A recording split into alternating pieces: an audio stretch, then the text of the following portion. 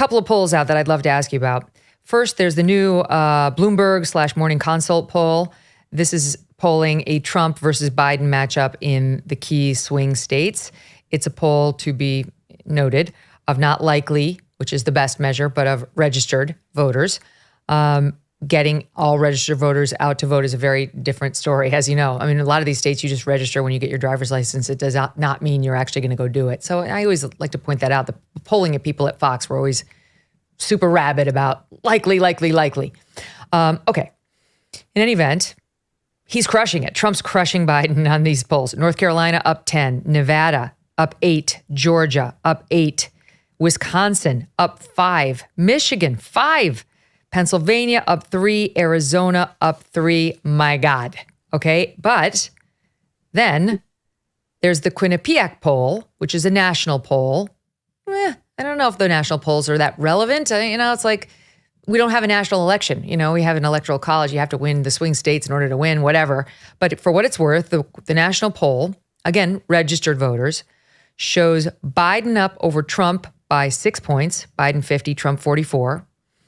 Not for nothing, but it shows Haley beating Biden by 5 points. But the reason they're showing Trump struggling in this national poll is his deficit to Biden when it comes to women in particular and independents to a lesser extent. Biden has a 22-point margin over Trump in this poll with women, 58 to 36. And Trump's got an 11-point margin over Biden with men, but obviously that 22 is double 11. And when it comes to independents, Biden's beating Trump by 12 points, 52 to 40. So how are we to make sense of those two pieces of data? Well, I don't think we know yet. We need 3 or 4 more polls. Quinnipiac is an outlier right now. We've seen no other poll like that with Biden ahead. So I can't say for sure what it means. The Bloomberg polls are about where we've seen things in general, but a little stronger for Trump. So I don't know if something happened in between. It's very unlikely that you saw that big a shift between the polls, but I'd like to see 3 or 4 more polls. Normally I think Quinnipiac is not as reliable as a lot of other polls, but you still have to take it at least semi-seriously. But I don't know of anything which has happened which would strengthen Biden. I mean, he's getting weaker because of the way he's mishandling Iran. He's getting weaker because of the border. So I don't know of any big comeback that is strengthening him at any level at the present time.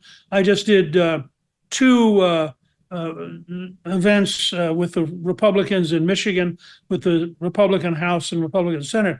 And in both of those cases, they felt pretty confident they're going to carry Michigan. And if they carry Michigan, Trump will almost certainly be president. I mean, that really will be extraordinary. When he started to win in the upper Midwest in 2016, it was the moment where you knew, whoa, something's happening here. But here's how this is going to be spun with the left. And independents still read the New York Times and listen to the New York Times podcast and so on. Just take a listen to how they describe the immigration issue. And if they don't strike this deal on immigration, we're going to get a whole lot more of this over the next 10 months. This was today's New York Times podcast, The Daily, in part, Satu. He doesn't want to give Biden a win on this. It's an extremely compelling political campaign issue for him with his base. So in a very real sense, Trump is trying to torpedo this, we suspect, because he wants to make sure that a huge issue so animating and central to his campaign and his base remains an issue that's animating to his campaign and to his base. This is really the story of a Democratic president being willing to meet his Republican congressional peers much more than halfway on a very sensitive issue. And the response from those congressional Republican peers is to reject the offer. Much more than halfway. He's bending over backwards here, sir. Hey, look, this is the New York Times. I mean, I spent my whole career reading the New York Times and the Washington Post and then moving 35 points to the right to understand reality. I mean, the New York Times is so totally anti-Trump that it's kind of pathetic. But there are 2 things that are problems for them. The first is the American people are really fed up with politics. You know, when 96 of the top 100 TV shows last year were NFL games, it tells you that people are looking for an escape rather than focusing on this mess that they are frustrated by, but they can't control. The second problem the Democrats have is you can say anything you want to politically, and then you look at the local news, not national news, local news. You see muggings, you see carjackings, you see murders, you see rapes, you see policemen being assaulted, and you think these are all Joe Biden's illegal immigrants. You don't think this is Donald Trump's or this is the Republicans. This has been Biden's policy. He has owned it for 3 years. He can't get out from under it. And frankly, if he really wants aid to Ukraine and to Israel, he ought to bite the bullet, accept H.R. 2, which is the bill that the House Republicans passed back at the beginning of the year, and actually control the border. I mean, if he actually suddenly controlled the border, and if illegal immigration dropped to under 1,000 a day, let's say, he would be in dramatically better shape. He could just do it. Just do it. Just do the same executive policies that Trump did. Just do it. You don't need the congressional approval. Just do it. You can actually get the border in a lot better shape. He doesn't want to. They should call his bluff on that. Go ahead. Do it. Let me tell you a story about a guy named Leo Grillo. Leo was on a road trip and came across a Doberman. This dog was severely underweight and clearly in trouble. Leo rescued the dog and named him Delta.